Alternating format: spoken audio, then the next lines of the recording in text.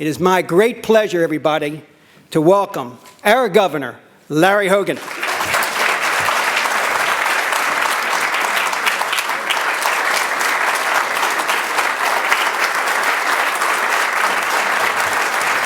Wow, thank you so much. Thank you. That's quite a warm welcome. Thank you very much. Doug, thank you for that nice introduction. I should probably take you everywhere I go and say those wonderful things. That was really most of the speech. I was going to tell you all the things that Doug just said, but hopefully I'll think of a few more. Thank you so much for giving me the opportunity to be here with you today. I want to thank everyone here at the CEO Club of Baltimore for all the incredible work that you do in our private sector. I'm also a CEO. I have been for 30 years. I was CEO of a small group of businesses in the private sector, and now I'm still a CEO of a $43 billion a year company with over 60,000 employees and more than 6 million customers. So I moved up from the small business to a pretty big business. But Maryland's businesses, which are certainly represented by the group here today, are the backbone of our economy. You are our job creators. And I'm very excited to have this opportunity to talk with you this afternoon and to share some of the progress that our team is making in Annapolis and across the state. The primary focus of our administration has been on economic development, on trying to grow our private sector, grow jobs, and turn our economy around. We're trying to create a more business-friendly future for our state. And that started almost immediately as I was taking the oath of office on that snowy day in January that Doug mentioned about 15 months ago. While I was taking the oath of office, we were changing all of the highway signs all across our state to say, "Welcome to Maryland, we're open for business." And I think they used to say, "What's in your wallet?" So it's quite a difference in philosophy. Just moments after I was sworn in, I went up to my office for the very first time. I'd been governor for 5 minutes, and I killed over 100 job-killing regulations that the previous governor tried to sneak through in the closing hours of his administration. And then we immediately put together new leadership all across state government, attracting successful business people who actually know how to run things and who are trying to run the government more efficiently and more cost effectively. And I want to give a shout out to our Secretary of Commerce, Mike Gill, who's one of those guys we stole from the private sector.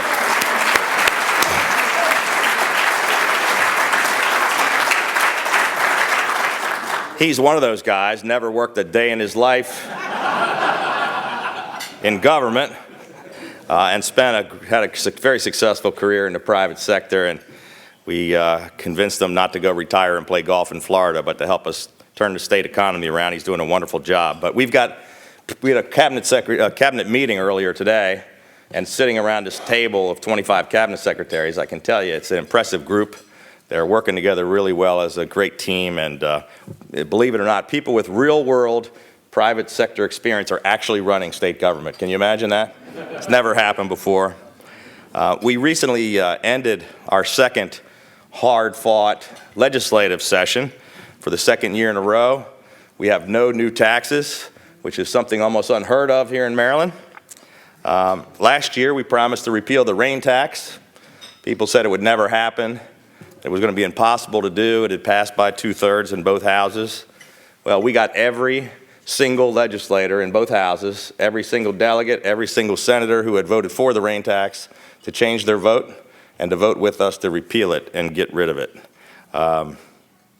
This year, the legislature failed to provide meaningful across-the-board tax relief. We came very, very close. It passed the Senate, got held up by the Speaker of the House. It was frustrating. But where they failed to act, we will continue to find areas where we can just do it ourselves. Last year, we cut tolls, as Doug mentioned, at every single facility in the state. It was the first time tolls have been cut in our state in more than 50 years. As of later today, we have a press conference right after I leave here, and you're getting the inside scoop. Hopefully there's no media here to ruin our press conference. But as of later today, we will have reduced or eliminated a total of 255 fees all across state government. That's worth clapping. That's going to save Maryland businesses and individuals another $111 million. And after a decision by the Supreme Court, again, as Doug mentioned, he did take all the highlights of my speech. We've been sending out $200 million worth of refund checks on income taxes. It's the biggest tax refund in the history of our state. So in total, in our 15 months in office, our administration has already taken more than $660 million out of the pockets of government, put it back into our economy, back into the pockets of your businesses and our struggling taxpayers all across the state. Let's not forget that snowy day back in January when we took office and Mike Gill finally got a job in the public sector. And 2 weeks after that, I got a paycheck. His first paycheck he's had in a while, too. But when we inherited state government, it was a mess. Our state had a $5.1 billion structural deficit, including a $2.1 billion deficit just for 2015 and 16. State's finances were in terrible shape. But in just 1 year, our team eliminated 90% of the structural deficit that we inherited. And our 2017 budget passed the legislature this year with overwhelming support in both houses, on both sides of the aisle, with almost no debate, with almost no dissension, and no disagreement whatsoever. We actually adopted our budget 2.5 weeks early before the end of legislative session, something that I'm not sure has ever been done before in the state of Maryland. It delivers record investments in education, both K through 12 education and higher ed, and it raises the balance in our rainy day fund to $1.1 billion and delivers a $400 million cash balance. It's a pretty good job on the budget. What do you think?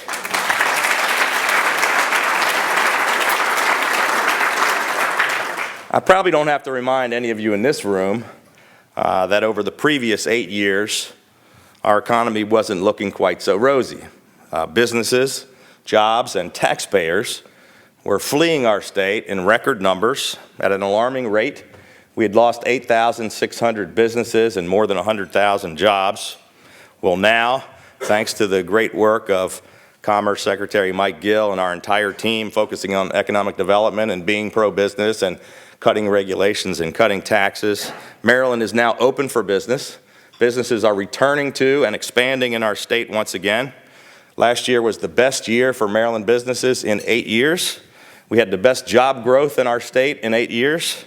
And again, as Doug mentioned, we have added 63,200 new jobs since our administration took over. We went from last place in the Mid-Atlantic region to first place in the Mid-Atlantic region in job creation. And just last month, we led the nation. We're #1 in the United States of America, not only in the rate of growth, but also our small state of Maryland, with 6 million people, actually created more jobs than any state in the country, 19,200 jobs.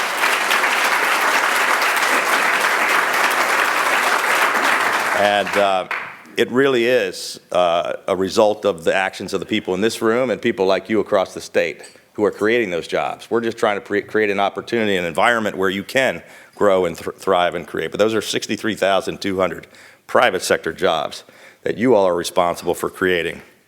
To continue the progress that we've been working on the job front, we called on legislators to institute a manufacturing jobs initiative, which would have brought thousands of jobs to Baltimore City and Western Maryland, Eastern Shore, places that have high unemployment and really needed those jobs. They refused to act. Unfortunately, we didn't get that done. We're going to come back and try it again next year. But our administration will continue to fight in other ways to bring jobs to our state. We're supporting exciting new ventures like Trade Point Atlantic in Baltimore County, Old Sparrows Point, that will bring thousands of jobs, and projects like the transformative Port Covington, Kevin Plank's project, be a good economic development generator for Maryland and will help us to revitalize Baltimore City. And with the expected increase in freight demand over the coming decades, we are taking the lead to finally resolve the bottleneck at the Howard Street Tunnel to allow for double-stack trains, which will drastically increase the production of the Port of Baltimore and will be an amazing, this got louder, didn't it? I didn't touch anything. Is that, guys?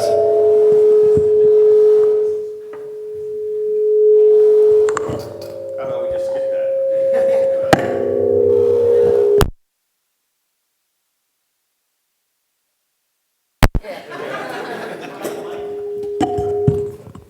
Hello? There we go. Okay, thank you. So we're going to increase the production at the port, which I think will have an incredible benefit to our entire economy. Under the previous administration, transportation was not a priority. In fact, they drained $1 billion from the Transportation Trust Fund, which resulted in crumbling roads and bridges and some of the worst traffic in the nation. So we decided to finally try to do something about that. We've invested in unprecedented, there goes your thing again. I swear I'm not touching anything. We invested an unprecedented $2 billion in transportation infrastructure. We're fixing every single structurally deficient bridge in the state that we inherited. There are 65 of them. And we're finally moving forward on the top priority road projects in every single jurisdiction in the entire state, all 24 jurisdictions, 84 of the highest priority highway projects in every single county. That's going to have a big impact on your businesses and on economic development in the state as well. In 2014, when I was running for governor, an overwhelming majority of Marylanders felt that our state was way off track and headed in the wrong direction. And a Gallup poll said that nearly half of all Marylanders wanted to leave the state. As a lifelong Marylander that loves this state, it broke my heart. It's the reason why I ran for governor, to try to do something about it. Well, now, after all the progress that we've made in just 15 months, more than 2/3 of all Marylanders believe that the state is heading in the right direction, and nearly 3/4 of all Marylanders approve of the job that we're doing. So it's an amazing turnaround, and one that our entire team is extremely proud of. We've been able to bring real change to a state that desperately needed it. We're building a government that works for the people and not the other way around. We're pushing for more transparency. We're trying to hold local elected officials accountable, and we're just getting started. So moving forward, we're going to continue to push to eliminate needless, burdensome regulations. Our Regulatory Reform Commission has already been hard at work with a top-to-bottom review of every single regulation in the state, and we'll continue to fight to deliver tax relief to those who desperately need it the most, small businesses, middle-class families, and struggling retirees. But already, today, Maryland is more business-friendly and more competitive with other states than we were a year ago. The state of our state is strong and growing stronger every day. But there's still a lot of work to be done. We will keep fighting to move forward on tax relief, on jobs, and on fiscal restraint. But to continue on this path, we really will need the help of every one of you in this room. There are still those in Annapolis who want to return to the days of out-of-control spending and relentless tax hikes that stifle the growth of Maryland businesses, kill jobs, and hurt taxpayers. And we simply can't let that happen. So thank you to all of you who contribute so much to the success of our state. Your success is our success, and we need all of you to stay actively involved in the effort. Frankly, we can't do it without you. But with your help and with all of us working hard together, we will continue to change Maryland for the better. So thank you all very much for having me today.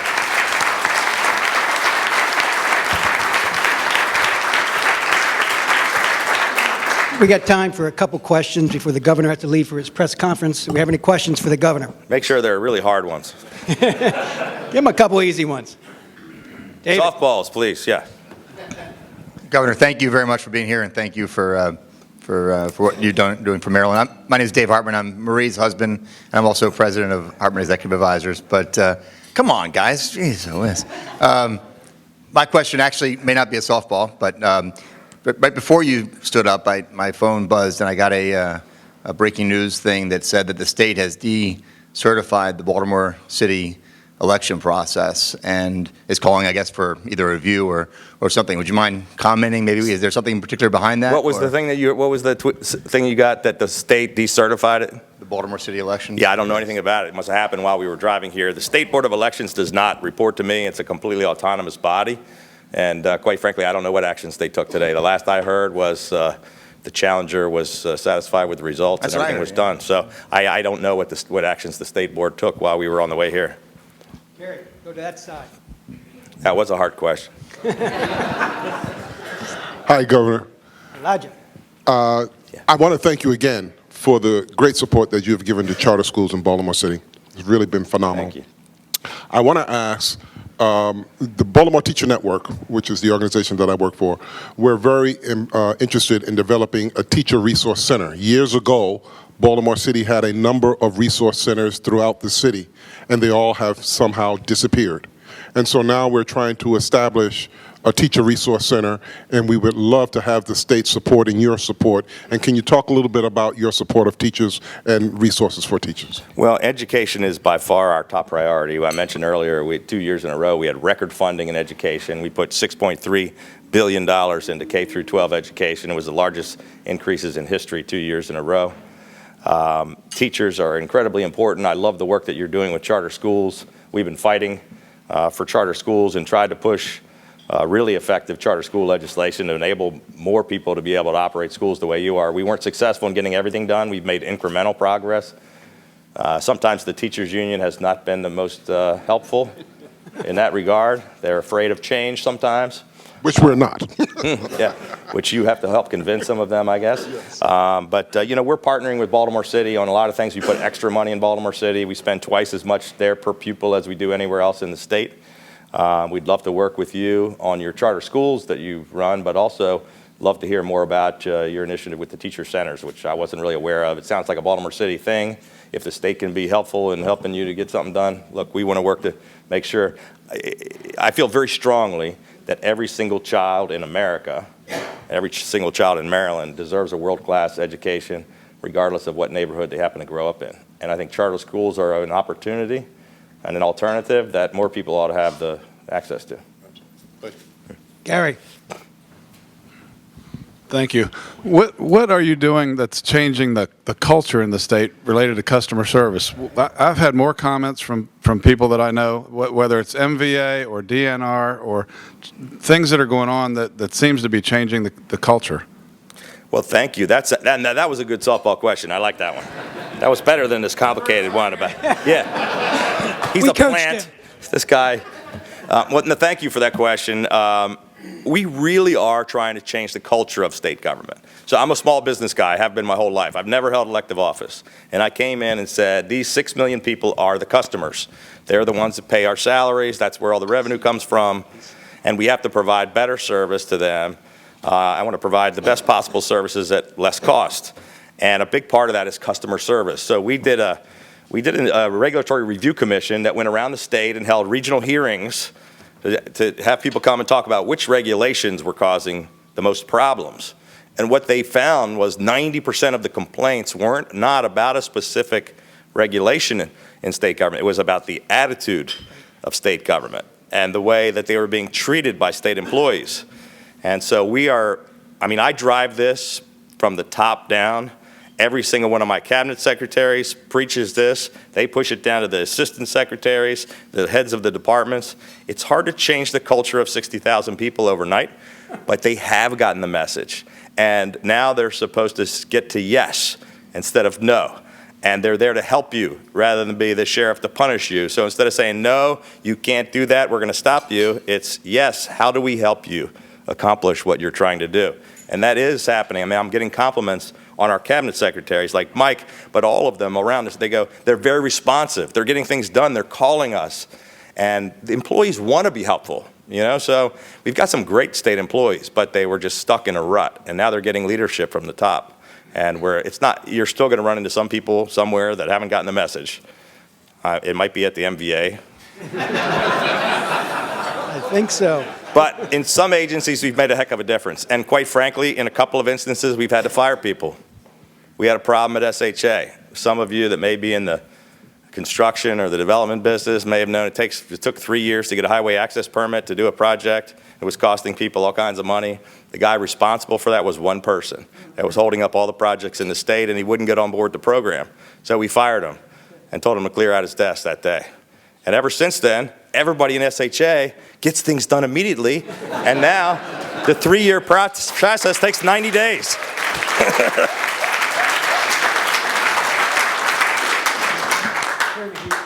Everybody pays a lot of attention when you shoot one in between the eyes, and everybody jumps. That's too bad. That's going to hurt Montgomery County. Suzanne. Hi, Governor. Suzanne Rowdy, Ideas 360. It's refreshing to see the transparency that you've tried to expose. I think it helps people to hear of what's going on behind the scenes. How can people in this room and others help push those initiatives? Well, it's really important. Being transparent and open, I think is really good. Shining a light on what's really happening in state government, I think, is a helpful thing. So I'm a change agent. I came in there to shake things up, but there are those who are defenders of the status quo that don't like the transparency and don't like the light of day. They prefer to do things behind closed doors. So the more people that know about what's going on, I think the more people are going to want to see more change. So staying more involved and paying more attention and helping us push some of these initiatives, like for simple thing, I serve on the Board of Public Works. The comptroller and the treasurer and I make decisions on billions of dollars in state funding. That's all live TV. Everybody can watch online and hear every word that's spoken and all the testimony and all the decisions. The legislature will not put their stuff public. And we pushed for legislation this year that would put the legislative sessions on television. Trust me, if you saw what went on down there would be changes. So we're going to keep pushing for transparency, but I think the business community needs to be more involved. Needs to pay more attention to what goes on, because I hear people complaining about how bad things are, or people saying, hey, thanks for trying to help us, but they're not down there in the fight pushing. So some of the stuff that almost everybody in this room agreed with, and that 70 or sometimes 80% of the people of Maryland agreed with, did not happen in the legislature because they didn't care. They didn't feel the heat or the pressure. So if we can't make them see the light, we at least got to make them feel the heat. That's the way we look at it. Wanda. First of all, kudos for appointing Kelly Schultz. Yeah, she's fabulous terrific. job. She's way better than that Mike Gill guy. Huh? Well, he's in favor. Yeah, she's much prettier too. Governor, he finally brought me a pin. So after about the 4th time. But anyway, I own a staffing company, employ somewhere around 300 people. First of all, Kelly was instrumental in getting the state to move on the WOTC federal tax credits, because I reach out to underemployed individuals throughout the city and the state. So I have been a benefactor of getting those credits back, which I thought I would die before I'd ever see a credit. But I am constantly facing a battle. I have more jobs than I can fill, trying to keep people to develop a work ethic and go to work 5 days a week and be on time. Do we have any type of plans to maybe restrict some of the benefits that would allow them, that they would have to maintain that job? Well, it's a great question. Look, most of those benefits come from the federal level, but what we're trying to focus on, and Kelly is leading the fight, we're trying to focus on workforce development and job training and making sure we have, some of you in the room probably have this problem. She's not the only one. As I travel around talking to CEOs, I say, what's the major issue you're facing? And they say, we can't find skilled labor. We would hire more people if we found people with the right skills. So Kelly Schultz, who's our Secretary of Labor, just put together her team put together an incredible proposal on revamping the entire how we go about workforce development, job training. It involves multiple agencies, Commerce, the Department of Education, other agencies, and the private sector. We submitted it to the federal government for approval, but I mean, it's about this big, and it's transformative. It's very exciting. We just passed P-TECH legislation to put more technical training in the schools. We're starting with 6 schools, a couple in Baltimore City, a couple in Prince George's, one on the Eastern Shore in Western Maryland, where kids can start at 9th grade with a mentorship program. They learn technical skills and trades, and they get college credits for a 2-year degree while they're in school. And there's all kinds of exciting new opportunities. But there are plenty of jobs out there, and we don't have the people that are skilled enough to take the jobs, and we have to fix that gap. I want to create jobs. We want to get those people to work. So we're going to try to come up with new ways to do it. And not every single kid needs to go to get a 4-year degree or an advanced degree beyond that. Some kids are making excellent money going into a trade. From personal experience, my daughter Jamie, who I'm very proud of, went through law school, University of Maryland Law School here in Baltimore. She loves being a prosecutor. So she spent a lot of time in school. Her husband, Ben, went right out of high school into a trades program. He's now a steam fitter, and he makes 3 or 4 times what the lawyer does without all those student loans. So other people should think about going into some of these skilled trades where we really need it. Makes more than the governor even, this guy. Governor Marty Schwartz with Vehicles for Change, and you have a great position, a position paper on reentry. And one of the things I think people are afraid of is hiring people with a criminal background. And I think that's important. Can you talk a little bit about how important that is and what it means to the economy to get those people back to work? Well, it's really important, and we supported the Second Chance Act. We just supported a major revamping of the whole criminal justice system, and reinvesting in what do we do with these folks? We're putting people in jail and then putting them on the streets without jobs is not a smart idea, right? So job training fits into that as well while they're in prison. But there are some people that go through that deserve a second chance that are excellent employees, and I want to thank you for your program. If we can get somebody a job and make them productive members of society, it's a lot better for them and it's a lot better for all of us. So don't have the recidivism. We're not putting people back in jail and paying for them to do it again. Hate to say it, but this final question. Final question. Final It better question. be a good one. Press conference is calling. Pat Isaac. Great. Governor, great job. I'm Pat Isaac. I actually am the CEO of CSI of Maryland, Capital Services Incorporated. My question is more so on, the environment. We have such a great state. We have so much to offer. What are we really doing from the grassroots of the violence that's going on in our state? The violence? Mm-hmm. Well, it's obviously an issue that we've tried to, we had to focus on directly with the riots a little over a year ago here in Baltimore City. It's a continuing problem. I had been governor for 90 days, and we were faced with the worst violence in 47 years. Our largest and most important city was in flames. 400 businesses had been burned and destroyed and looted in the first couple of hours, and 170 police and firefighters were injured. City was out of control. And I acted immediately and declared a state of emergency and sent in 4,000 members of the National Guard and 1,000 police officers, and we restored peace and calm. I spent an entire week walking the streets of Baltimore as the sun. I was there that first night as the city was in flames. I was here as the sun came up. That next morning at dawn, I was at North Avenue, right by the CVS, hugging people who were crying as they dug out their burned out homes and stores. I then went to Freddie Gray's neighborhood and walked the neighborhood and talked to his neighbors and friends, and I spent a week talking with community leaders and faith leaders, but that was just the beginning. And so after the violence ended, after that week, it was really just the start of a conversation about what we do long term. Some of these things are not going to be solved overnight.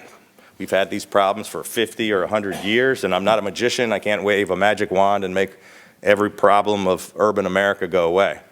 But we're focused on it, and we're working as closely as we possibly can with the city and with community leaders and faith leaders and our criminal justice folks. And some of the things that we're working on hopefully will have an impact, but it's an issue. I mean, it hurts Baltimore and our economic development opportunities when people say we don't want to locate our business in Baltimore because we don't feel safe. And people don't want to come into restaurants or to go shopping or to do things on the weekend because they don't feel safe. So we've got to do something to clean up the violent crime in our streets. And it's all over, but it's a big problem right here in Baltimore City that we're trying to focus on. Governor Larry Hogan, thank you so much for joining us. Thank you, everybody.